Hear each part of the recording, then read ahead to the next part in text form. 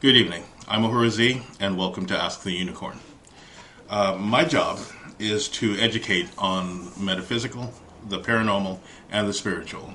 If you have questions, I will be happy to answer them for you. Now, I would ask this of you, however. If you do have a question, please keep your question to one or two sentences. That way I'll more effectively answer them. Now, I will start off with just a couple of them that have been asked of me. One of them pertains to things such as demons. Now, I would like to say this to everyone. Not everything that you see, or not everything that you experience, is a demon. Now, it seems as though these particular terms have been thrown away: demonic, demon, darkness, shadow people. But you have to understand that there are a myriad of possibilities as to what these things are, and a myriad of possibilities as to why they are. When you're talking about something that is demonic, you're talking about a very malevolent energy. Do you understand? It is extremely malevolent, not just a little bit. So you really have to be careful as to what you call demonic. For instance, I had one person that just asked me because they've been experiencing some bad dreams, they've had some bad things happen to them in their life. Could that mean that they were possessed by a demon? Well, no. That means that they may have made some bad decisions, or perhaps they moved into an energy that was a little malevolent. When you're talking about something that is demonic, everything in your life would go bad. Every single aspect of your life would go bad. There is no such thing as a little bit demonic. There is no such thing as it's kind of demonic and I just had a bad dream. Everything around you, all the people would be that you know would be affected. Every single thing would go bad for you. So there are steps to these things, but I won't go over those. I will say this. If you don't want something demonic in your life, stop asking for it. Stop finding reasons to attract it to you. To insist on something being demonic just because you had a bad day is wrong. When it comes to things like the church and them talking about things of a demonic nature, I tend to agree with them on several points. You have to know what you're talking about. Two, you have to go through certain criteria in order to qualify or to say that there is a demonic possession. Most of us experienced an obsession. Now, what I mean by that is that we get obsessed with an idea. We get obsessed with an ideal or an energy. There has been lately a rash of people just kind of losing their way, mostly because of some type of a substance. And I don't know if all of you have been familiarized with the recent outbreak of something that is called bath salts. This is a very dangerous drug. It is extremely dangerous. And I don't mean the kind of bath salts that you get at your bed and breakfast or at your Bed Bath and Beyond. This is a drug, okay? And it has caused people to be very confused. It has caused them to have suicidal thoughts. It has caused them to do things that they would not ordinarily do. I've had to deal with several cases, and for all intents and purposes, it could look like something that is metaphysical or paranormal. It is not. These people actually believe that something is on the inside of them and that is taking control of their life. But after questioning them carefully, I found out that they have had contact with this drug. If you know someone that is taking this particular drug, please, or experimenting, tell them to stay away from it. It is a very bad thing, and it can kill them. So there's a difference between that and someone that exhibits a very dark behavior. Again, not everything is demonic. Remember, we have an astral realm, an etheric realm, a physical realm, a mental realm, a spiritual realm, and a soul realm. And sometimes things on an astral level can perpetrate a demonic entity. It's not to say that demons don't exist. They definitely do. Same as angels. However, in a couple of particular cases, we were dealing with an astral entity that happened to invade a person's life and pretend that it was a demon. That caused the person to be very afraid of it and do whatever it asked. Now, I'll get into the astral thing later. However, I wanted to caution everybody about calling everything demonic.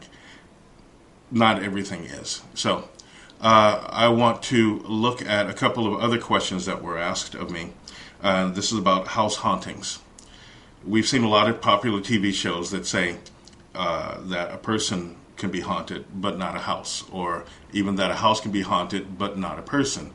But the truth is that anything can be haunted. Haunted merely means to be visited or to be hung around. You know, we even call certain things, well, I'm going to go haunt this particular neighborhood. Well, in this particular case, when you're talking about hauntings, you're talking about a spiritual visitation. Anything can be haunted, even an object. And you want to pay attention to what you call haunted. Now, I do have a question that someone just asked, and that is, how can someone tell the difference between an astral entity and a demon? Okay, that's good. An astral entity is something that really has no form or tangibility, but it does have substance. Now, for me to say that is kind of contradictory.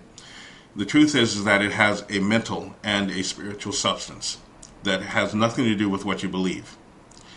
This particular entity can affect your life mildly if you allow it to. Usually you have to have done something for it to be invited into your life. This entity can affect things of your personality. It can whisper silent things to you. And you usually, again, have to have done something to invite it into your life. A demon, on the other hand, it really doesn't matter if you've done something to invite it into your life. These are malevolent entities that think that it's okay to invade at any moment in time. Can you protect yourself from them? Of course. One has to be provoked. In other words, you've made a visit into the astral realm. For all of you people that like to go astral traveling, that's great. You will definitely bring something back with you at some point in time. And I know that some of you have told me that, well, you know, the astral realm isn't really that bad. I haven't had any bad experiences. And then all of a sudden, you'll call me and tell me you had a bad experience. Well, that's because you made a deal with that astral entity. You cannot receive something without giving something. And usually what you give is your energy. A demonic entity, on the other hand, is very real, is very tangible, and will find any reason to destroy your life. There is no, let me give you some spiritual answers, and then I'll take your energy later. A demonic entity will destroy everything that it comes in contact with. The whole mission of a demonic entity is to take life. When a person has been visited or is being visited by a demon, usually it takes a person that is knowledgeable in demonology, or a person that is knowledgeable in the ways of exorcism, to help get rid of this. Now, hopefully they're not as archaic as they used to be, like drilling holes in a person's head, calling a person a demon just because they had a mole, or perhaps the color of their skin was different from everyone else. These are entities that will do things extraordinary. They will usually cause a decay in the body. They will cause a decay in the body, they will cause a decay in the life, and other people around them will get sick. If a person calls me and tells me that they're possessed, I do not believe them. To be possessed means that you no longer have control. Something else has control of you. Something else has control over your life. And something else has taken sovereignty over your life. When you're dealing with an astral entity, you're usually cognizant of what it is that is happening. And you can usually have some control over it. There's no sovereignty there.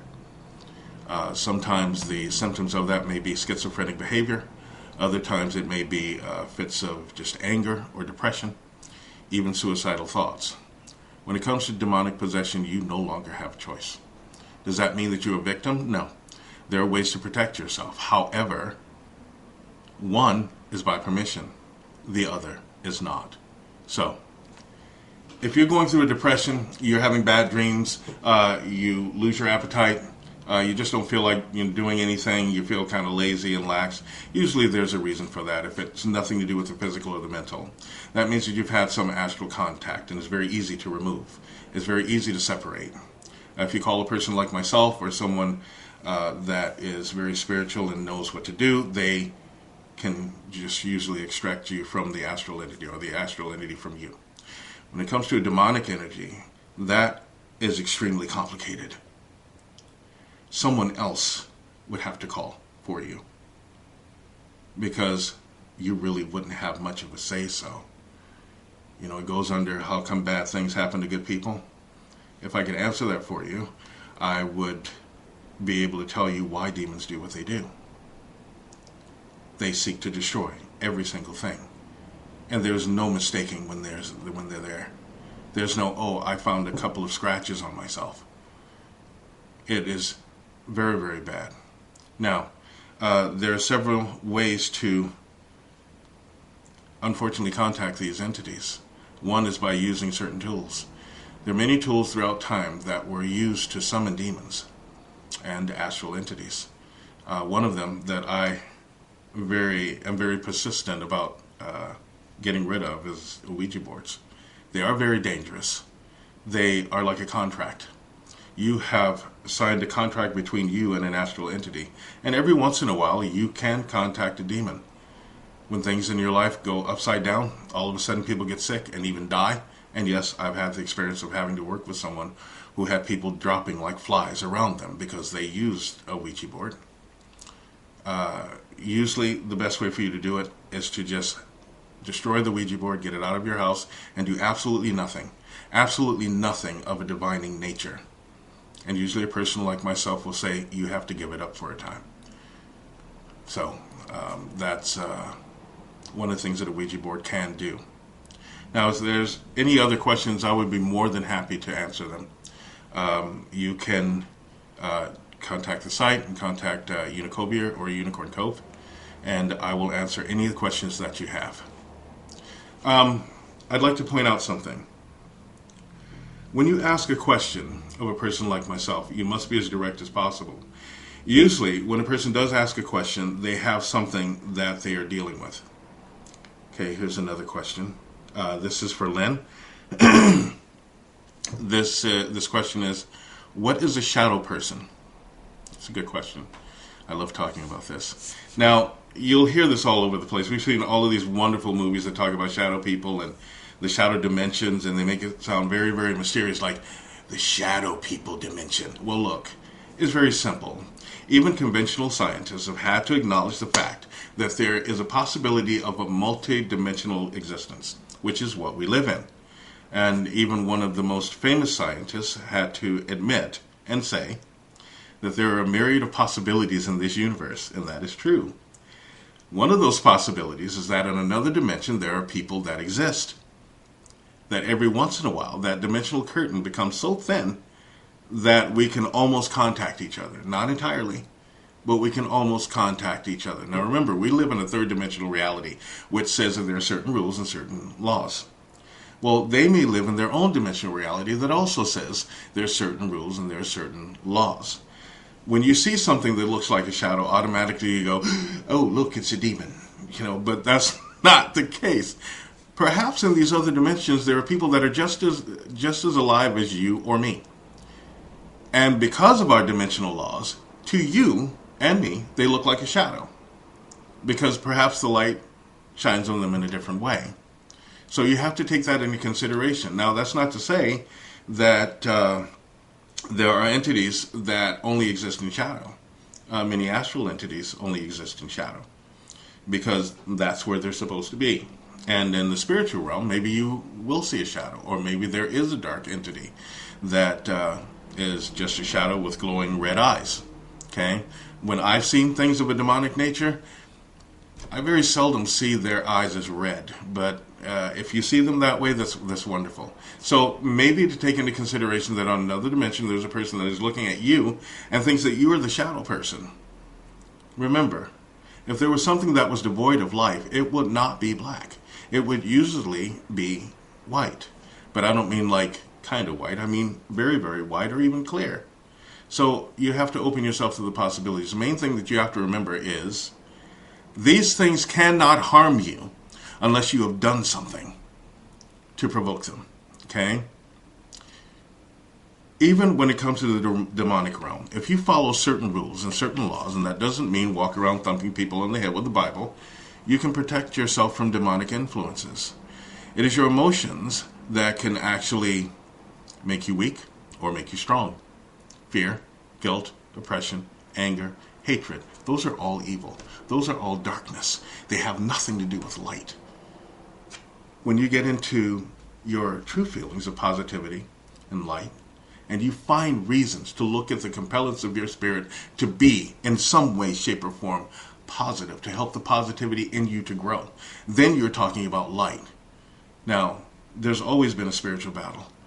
And you can call that spiritual battle light against darkness, if you'd like, or good and evil, if you like. Remember, these were concepts that were thought up by mankind in order to help us to understand what's going on. But these concepts have also taken on lives of their own. Now, you can call them shadow people, you can call them astral entities, spirits, ghosts, whatever you like.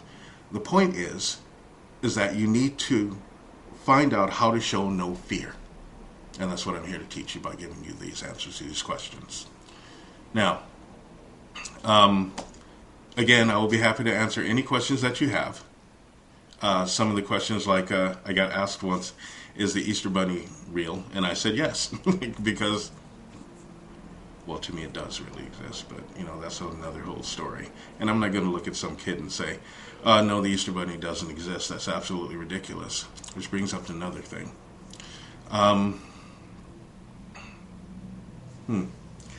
will get to a couple of other questions that have been just asked of me. However, I want to make this point. People ask me about Christmas. They ask me about different holidays. And they ask me what my thoughts are. I will say this. It doesn't matter when something happened or how it happened, so long as it's promoting positivity and love and peace. I'm all for it. And that includes Halloween, which is one of my favorite holidays. I think that everyone should take the opportunity to pour some positivity into the well. Now, there's something that just came up, which is really interesting. It says, what is my view on Occupy Wall Street? Do I think it will change anything? And do I think that the collective consciousness, there's enough collective consciousness to spur a new movement? And that's from Shadowbirdie. I think that it's already causing change. I think that if you don't take a good hard look at it, at what's happening, what people are actually doing, it comes off as kind of a hippie movement. But the truth is that there are all kinds of people that are involved in this. And I think that they're looking for something very different, and I think that they're showing the strength of the people. Now, as long as they keep it peaceful, as long as they keep it intelligent and constructive, I am all for it. Some of the things that I have found out about it are very intelligent, just so long as it doesn't get hijacked. And what I mean by hijacked is there are a lot of people that are celebrities that will come out just to make an appearance and say, hey, we're a part of this too because we're all in it together. But when you're a single mother or a single parent, single father, and you're trying to figure out how to feed your 4 kids, and then someone comes and says, hey, we're trying to make a change in our financial structure so that all of us get something, and all of a sudden you see someone who has millions and millions of dollars show up and go, hey, well, my thing would go, can you distribute a few of those millions so that all of us can have something? So as long as it doesn't get hijacked, or as long as someone doesn't try to defame it or cause it to be defamed or to do something absolutely stupid, I think it will cause some wonderful change. Just stay strong. To those people that are out there, don't bend. If you're going to stand up for something, then stand up and stand up permanently. That's what I think about it. I think it could spur a new movement. I think it could change the face of our whole financial structure. Okay. Wow. That seemed to... Okay. If a person dies by their own doing, is it possible for another person to carry the burden of their soul along with their own soul in this life, especially if said person has asked God for that responsibility?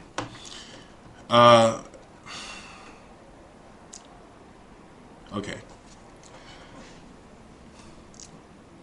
When a person takes their own life, that is a violation against the very concept and very principle of life. I understand that when someone takes their life, it's very unfair, and people want to help them. I understand that. And if there's something that can be done to help, we usually try to do so, especially if that person is a loved one. I recently have had to deal with several people that have had suicides happen. One of them was a personal friend of mine. On one end, it angered me because he knew where I was and he could have called me.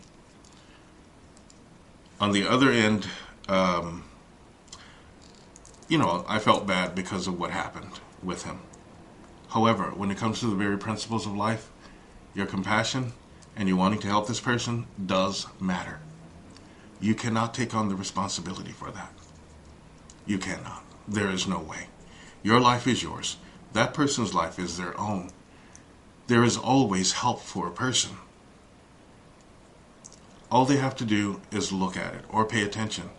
When a person is ready or going to do something like take their own life, there's always signs. You have to pay attention to them and be there. But if you're not there, you cannot be guilty. Your guilt will only weigh them down in their future existence. They have to learn a lesson, and that lesson is to honor life, to honor the very principle of life. And it is the best that you can do for them to say a prayer for them, to say something that is going to be a positive memory for them, and that can help them along. But no, you cannot take the responsibility for them. I understand that's good compassion, but it's a different life. Okay. Oh, this is a good one. I work in the death care profession, and I wonder if I can carry around bits of the energy of all of the people that I work with. Yes, you usually do. And in my particular opinion, and remember this is my opinion, there is no more honorable career than the care for those that have passed on. We hear so much disrespect of graveyards and so much disrespect of the course of death. And there's so much fear that surrounds death and the reaper and so forth. So to have someone actually caring for those that have passed on, our loved ones, is a very honored thing. Remember, you're dealing with people that have paved the way for other people to be. And that way they deserve some honor. And yes, you do carry around a bit of their energy. You're supposed to honor that energy that you carry around. But remember, don't try to hold on to it. You have to let it go. And you will honor them in letting it go. Okay, wow, lots of questions. That's great. Here's one. If relatives that have passed away come in and visit you in a dream, even if it's 20 years later, does it mean that they are okay? And are they just checking to see if I'm okay? Sometimes. Sometimes that could be exactly that. Other times it could be some other type of an entity that is, and I hate to use this word, perpetrating or posing as someone that is familiar to you in order not to scare you. But when they do come and check, remember, they don't stay in some big holding cell until their next life or until someone come and claims them. These people are still existent, and many times, and in every case, their free will does not stop just because they lost their body. Many times they have to wait until they can move on. Sometimes they move on immediately. But if they do come and they come and check and see if you're okay, so to speak, be okay for them. Be okay for them so that they can move on. So yes, they do sometimes do that. And in many cases, they will even leave something for you to remember them by. But they don't want to see you grieve. They don't want to see you be unhappy.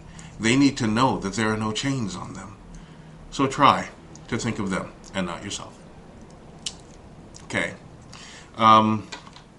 There's another question that I would like to address. And I usually address this when I'm dealing with people, because sometimes they'll ask if their belief has anything to do with my performing a cleansing on their home or to banish a negative energy. Absolutely not. Your belief has absolutely nothing to do with what my job is. That's like saying, if I go in and turn the lights off, you can believe that they're not off. Well, the truth is, belief is for those that don't know. When you're dealing with a person like myself or others, we are in the business of knowing, not in the business of believing. When I have to go in and perform a cleansing, I go in and perform that cleansing. Whether you believe it or not does not affect me in any way, shape, or form. If there's an actual paranormal event there, I will find it. And if it is harmful, I will get rid of it. It may take me time, but I will get rid of it. Now, that's not to say that I can beat all those things that may happen. Look, I'm human. And though I have a gift, I am still human. It is to say this: I won't run. I don't run from something that is supposed to be a ghost or a spirit. And if I know that there's something there, belief has nothing to do with it. Okay. I just got a few more questions. What are some of the ways to prevent and protect oneself from nightmares? Well, here's some very easy ways. When you come in from work, wherever it is that you work, take a shower, change your clothes, relax, take a moment to take inventory of your day, and think about all the things that may have happened. Don't go rushing into some routine that says, oh, I got to hurry up and do this, and then you're exhausted and you fall asleep on your bed. There's no telling what you've come into contact with. Another thing is to make sure, and this is really important, make sure that who comes in your home is in accord with you. If they cannot be positive and respectful of your home, you don't need them there. I don't care who they are. 3, mind where you eat. Okay? My teacher used to tell me that the way that a person gets to know a consciousness is they eat their way in. And I found out over the years this is absolutely truth. Okay? You need to know where you're eating at any moment in time. Now, I know that we're in a very fast food oriented lifestyle here in America, but you really need to be careful. If the person that is making your food is in a foul mood, you really don't want that person serving your food, because there's no telling what has concentrated itself into your food. Remember, energy is prevalent in all things, no matter what it is, and you really have to be careful. 2, try not to do things like be really angry in your own house. If you got to be angry, step outside for a moment and get your anger out. You know, maybe go to the gym, punch it out, do something, anything to abate the anger. And if you do find yourself being irritable, try to just let it go until you can deal with it. By then, you probably won't even want to. Protect your home. Make sure that your bedroom, specifically, is comfortable for you, is always going to be the way that you want it, and you should sleep fine. There are some other things. 1, and I'll give you my 5 points. 1, make sure you're eating regularly. I know there are a lot of diets out there, and that's great. But if you just make sure that you're on a good diet for yourself, you'll do fine. 2, exercise is very important. Even if you get some exercise, you don't have to go out and try to kill yourself, but get some form of exercise. 3, make sure you're drinking plenty of clean water. Your body needs water, okay? And those of you that would ask me this question, no, I don't mean water in something.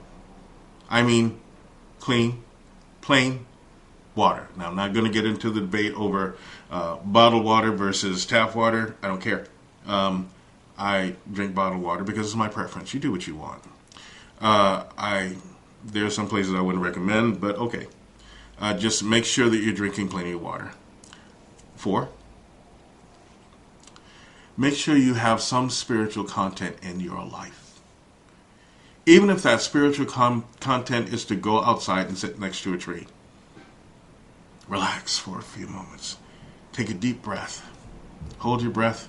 Envision everything that you've gone through in your day in your mind's eye. Blow it away. Simple as that. Maybe sweep the floor. Wash some dishes. Do something that is going to bring you back to a center. And 5, make sure that you've used and done as much as you possibly can during the day before you go to sleep. And don't go to sleep angry. That's 6. Don't go to sleep angry. And this is particularly for husbands and wives. Look, I know you all get irritated with each other because it's just the way that things are. Women get irritated at men. Men get irritated at women. Don't go to sleep angry. Let it go. If you don't, you will have bad dreams.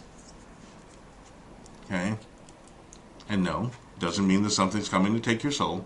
It merely means that that anger that you held on to manifested itself in your dreams. So try. You don't have to look at each other and get all mushy, but just, try. Give each other a hug or a kiss, and you know you love each other. Just, say I love you, and then let it go. All right. While I was giving this really long explanation, a whole bunch of questions came in.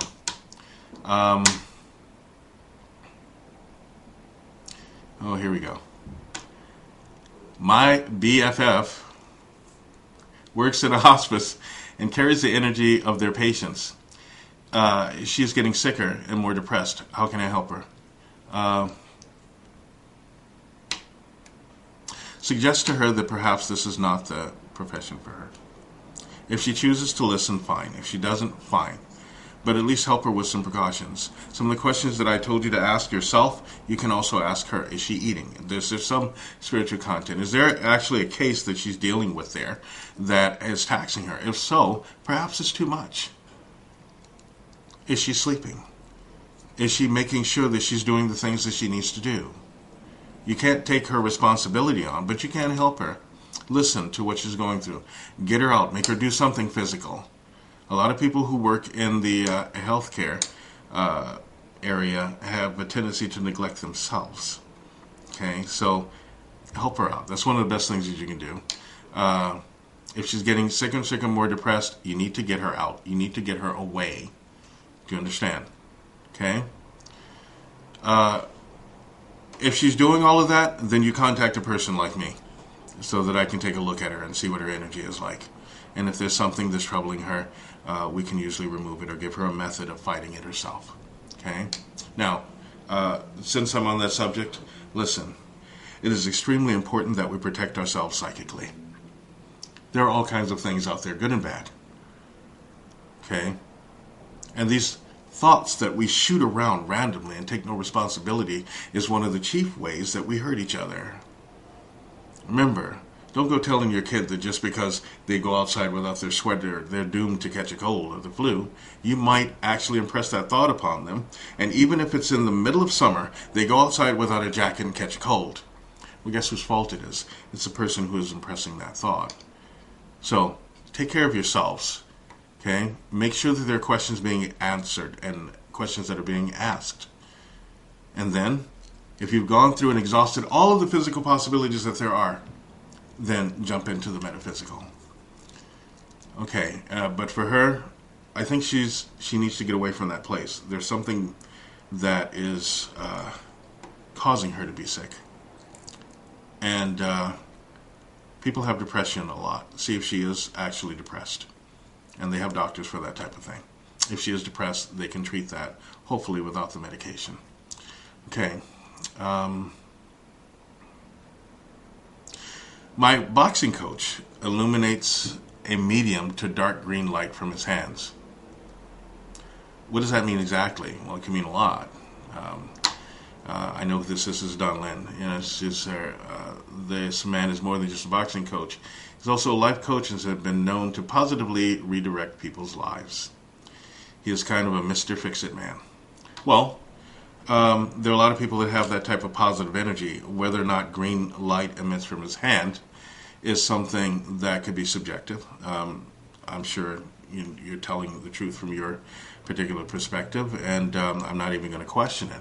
What I'm going to say is this: just because a person emits green light from their hand doesn't mean anything, really, other than perhaps they have very high energy in their hands. And if he's a boxing coach, I'm willing to bet that he does. Okay, so now if his particular energy comes off his healing, then you have something special there. And my suggestion is for you to try to learn as much as possible from this person, because they obviously have a healing energy. Remember, green color of healing. Depending upon the shade of green and the type of consistency of the green, it could be very positive or very negative. And if he's helping your life, you really don't have to ask anybody any questions about it, do you? But it's nice to hear from you, Don Lynn. Let's see. This person also helped one of his sons in the past, and it seems his brother is having some similar issues what the brother's experiencing. Could this just be the terrible twos, or can they be experiencing the same? That's definite. Depends on whether or not the people are twins or just very close. They could be experiencing the same thing. Oh yeah, this must be Jason's sons. Yeah, one child can experience something, and then another child can experience it if they're in the same family. Remember, families are very closely connected, depending upon not just where they are, their age, and a few other features are involved.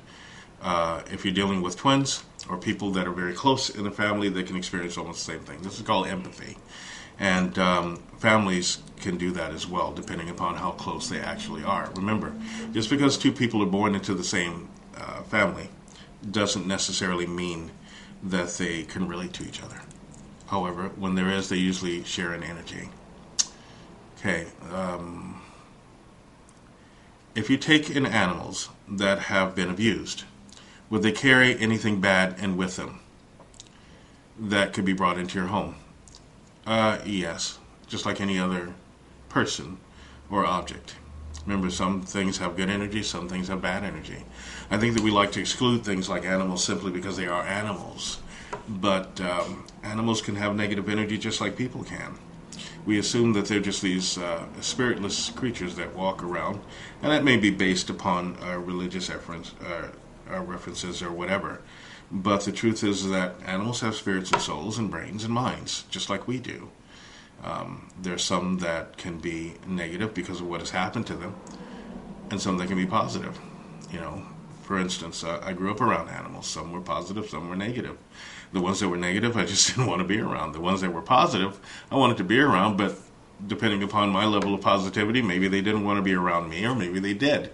Remember, we are merely different kingdoms, different species, and all of that. But remember, you need to scrutinize anything that you bring into your home, or who you allow in your home. Okay, let's see. This last weekend, I did a presentation on the paranormal. After the presentation, a lady asked me if I knew anything about an entity if an entity attached itself to a person, but not possession. Is this possible? Yes, it is. Remember, there are different levels when it comes to things like possession. First off, there needs to be a fixation, then there needs to be an obsession, and then over time, that thing takes possession. Stuff just doesn't happen like that, okay? If you're talking about something that's attached, that could be an astral attachment, or it could just be a negative energy that's taken form because it was emitted from someone that just shot it out there. Remember, we form all kinds of atrocities with our minds. We form some beautiful things, and one of those beautiful things is music, but even some music can be atrocious. It's just the way that we form things, and you always get pictures with those. Well, sometimes things can put you in touch with different entities like the astral realm or the etheric realm or the spiritual realm, and you have to take that into consideration. Possession is not an all-around.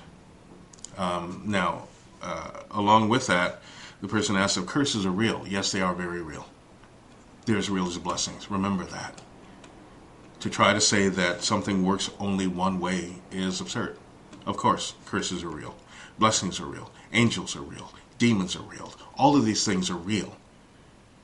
Now, whether or not you believe in them, again, has no bearing on their existence. There are people that don't believe that a hyacinth macaw exists. So when I'm sitting outside with my bird, they'll ask me if he's real, even though he's right there. You know. How do you know if you're cursed? Well, there'll be several telltale signs. Instantly, things can go wrong with you. You can get sick. You could have a loss of memory. You could have a loss of just mental cohesion. It just depends on whether or not there's a physical element involved.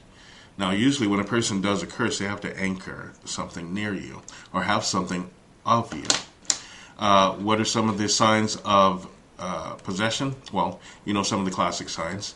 A long time ago, they would link being telepathic or psychic as being possessed, basically because they did not understand. But some of the things are, as you well know, being able to speak certain things that you did not know how to do. Lesions, breakouts, really bad breakouts. I don't mean like this person got sick and after a time they broke out. I mean really bad. There's usually foul odors. There's a distinct taste in the back of the throat, kind of like rusty metal. Everyone that comes in contact with that entity suffers some type of sickness, or this person has no control over themselves. They may have physical manifestations on their body. I have yet to see the help me thing that happens on the stomach that someone else may have claimed to have seen. There could be outbreaks of fire. There's an extreme loss of energy and a wasting of strength. There is just monumental accidents that take place. I don't mean, you left a cup at the end of the counter and it fell off. I mean bad things. And usually, someone has died. Now, this is very serious. Now, are all possessions demonic? No.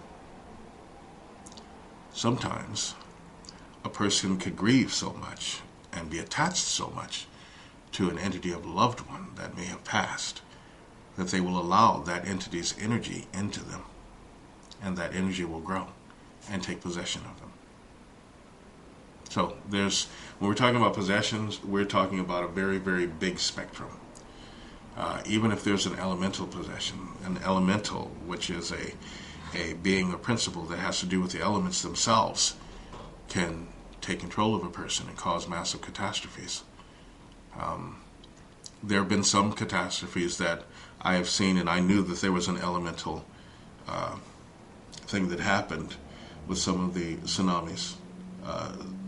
I won't go into depth with that this time. However, in the future I will. I saw them long before they happened, but they did have some elemental influence to them. Okay, another sign of possession is the inability to respond. The inability sometimes to move of a person's own volition, and the inability to even communicate, which is why you call a person like myself or a person better than me, because we may have to communicate with you on a different level to find out what's going on.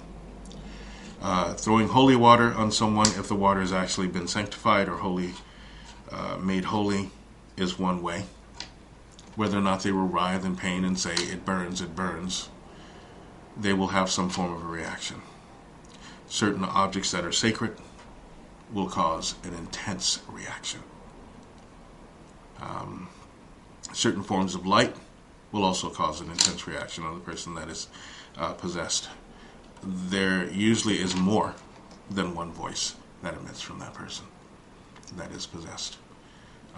If you're a person that believes that you are going through an obsession, my suggestion is for you to take action immediately, even if you think so. And for those of you that are skeptics out there that would like to disbelieve in such a thing, remember what I said. Your belief has absolutely no bearing on what it is that is done. And it doesn't matter if you believe in it or not. The person that is being affected is the one that is believing it. And that could cause them to act in a certain way. So, we must always put our own thoughts aside and help the person that is afflicted. Okay. Let's see. If you know that you're in a situation where there's a negative energy but can't remove yourself from it, what are some of the things that you can do to protect yourself? You're talking about a classic psychic attack. In that particular instance, you have to follow a program. That program is make sure that you're eating every 2.5 hours. It will solidify your energy. Make sure that you are having as little contact as possible with the person that is actually causing the negativity. Make sure that you listen very little to that person, especially if they are abusing you. Make sure that you, at any point in time, when you get the opportunity, distance yourself and try not to think anything negative. Because if you do, you will merely attach yourself to that person. Make sure that when you do leave, you have thrown away anything that that person has given you. And you can leave anything that you may have given that person. Just in your mind, sever the cord to that person and get away from them as soon as possible. Then contact a person like myself so that we can get rid of the residual energy that you have. Okay.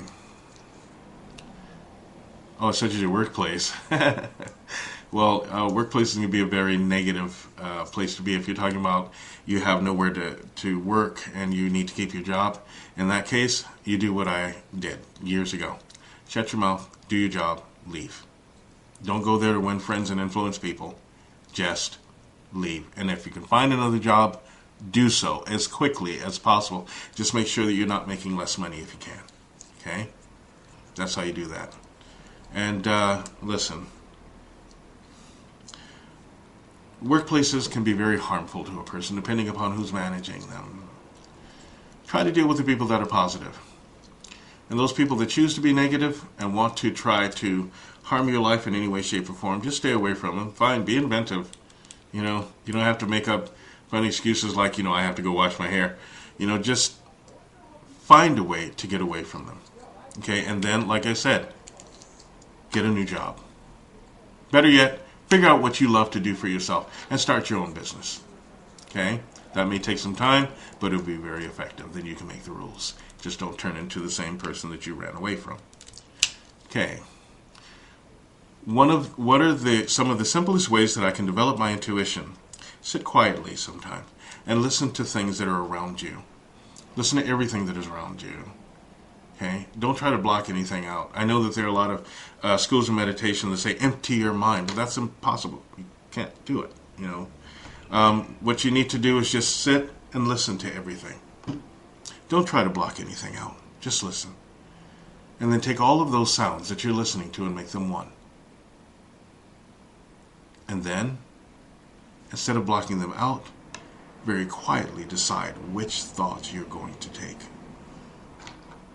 When you can accomplish this, you will have stilled your mind enough that you can build thought. Now, ask yourself 3 questions. Who are you? Where are you? What are you doing? If you can answer, I'm a spiritual being, I'm in a spiritual world, and I'm growing and evolving daily. Start there. And then, get a simple deck of playing cards. See if you can guess the color of the suits and the suits. See if you can guess hearts, diamonds, clubs, spades. When you get really good at this, see if you can guess the suits. When you get really good at that, do them randomly. See if you can guess 2 or 3. Now, that merely develops your awareness. Do you understand? We are all psychic on this planet, no matter what anyone has to say to you. But some people get more, some people get less. But that doesn't mean that you can't develop yourself. Okay? Now, that psychism turns into something else, which is called telepathy. And then you're no longer dependent upon someone's energy to see what's going on. What you want to do is see if you can feel things. Not necessarily people, because there's some people you just don't want to feel. See if you can feel what the air is saying, or maybe the trees, or maybe you can catch a trend in the energy that will direct you to something that you really need. Now remember, reaching out and seeing if you can pick up another person's thought is kind of absurd. You may not want what you hear. That's why, as a practice and as a general principle, people like myself consciously do not read minds. That is a violation. And anyone who decides that they want to read minds, you really don't want to be around. Develop yourself. And if you can develop yourself, things will come to you. Things will come to you that you may have known or you may not have known. Nothing is about the future. Remember that. It's all about now. So try to stay here now. Find out what's going on now. And then you'll be fine. Your intuition will develop. But the best kind of intuition that there is common sense. Remember that. It's the sense of the common good. Don't ever forget that. Okay? Make sure you're eating. Make sure you're taking care of yourself. Make sure you have a place to stay. Do your best. And if you need help, there's help that's always provided. Okay? That's how you develop your intuition. Little by little, things will get stronger. You'll begin to see around the corner. Just keep going, and be patient. All right. What is an elemental? As you all know, there are four basic and large elements that we like to talk about, which are earth, water, air, and fire. There's also the fifth element. It's not love. It's not spirit or anything like that. It's very simple. It's electricity. It's very simple. Very simple.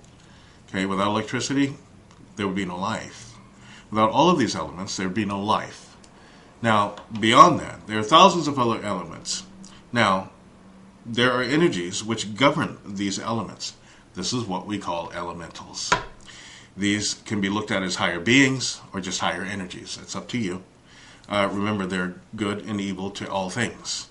Nothing in this solar system, galaxy, or universe is just one-sided. Remember that. When I'm speaking of an elemental, I'm speaking of a higher being that actually governs a certain element. Now, that's thousands. There's not just four. Just like there's not just four archangels, there are many.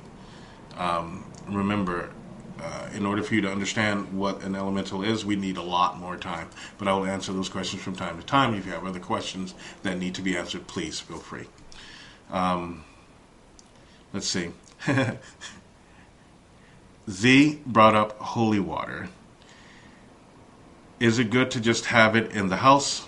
What else is something to have in your house to have more positive energy in your house? Well, holy water is always good.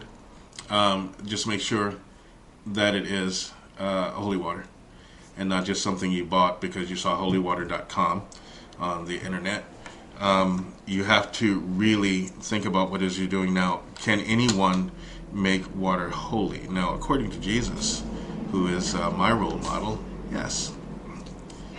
Remember, Jesus said, if you like the things that I'm paraphrasing, if you like the things that you've seen me do, you can do them too. These things will you do, and do them better than even he did, which I find rather hard to believe, but then again, that's my belief. I'll just go for it because he said so. If you learn the proper way to sanctify the holy water, remember, your life has to change in order for you to do that. And if your life is changing, then you become the holy water. You become the holy bond. Remember that. Each of us has the opportunity to have a covenant with the universe. However you choose to see that. If it's religion that leads you to that positivity, fine. Just remember, don't go judging anyone because they are not religious. If it is your form of religion is paganism or Wicca, great. Just make sure you're not judging those that choose a more conventional style. There are certain objects, like you can keep your staff, other objects that you've created. I happen to like stones. I also happen to like anything that is going to help me out positively. I prefer things like instruments, swords, necklaces, not necklaces, but, beads, and simple things. Like when a child gives me something, it's already holy as far as I'm considered, or as far as I'm concerned. So anything that's going to be positive. Candles are a must. For those of you that live in places where you know are haunted, I might suggest that you keep a healthy supply of white candles around. And also LED lights. The particular color of the LED light seems to cut down on astral emanation. It's the most interesting thing. I found that out years ago. And then when I put it into practice, I found that, wow, it instantly cuts down the astral emanation. Incandescent light has its place, and even the fluorescent, but the LED light seems to really cut down in astral emanation. So if you're having negative dreams, negative thought forms, you're having astral visitations, keep a couple of those around when you're sleeping. Keep a white candle lit, and it will definitely cut it down. Okay.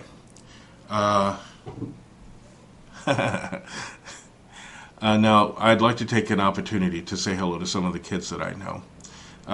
That would be, let's see, what are their names now? Oh, yeah, Bella and Adriana, and Braden and Lexi, and Chris and Kenzie.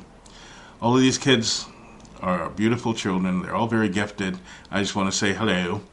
And I want to let you all know that if you have any other questions, I will be on every other week or so. Please address them to Unicorn Cove. That's or www.asktheunicorn.com.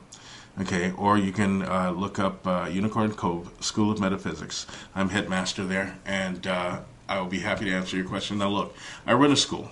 Okay, what that basically means is that I can't go running to the computer every moment. I may not get to you immediately, but I promise I will get to you. And there's no question that's too difficult for me. If you need help, help is available. I am training people all the time, and I teach classes, both private and public. I'm more than willing to help civic professionals.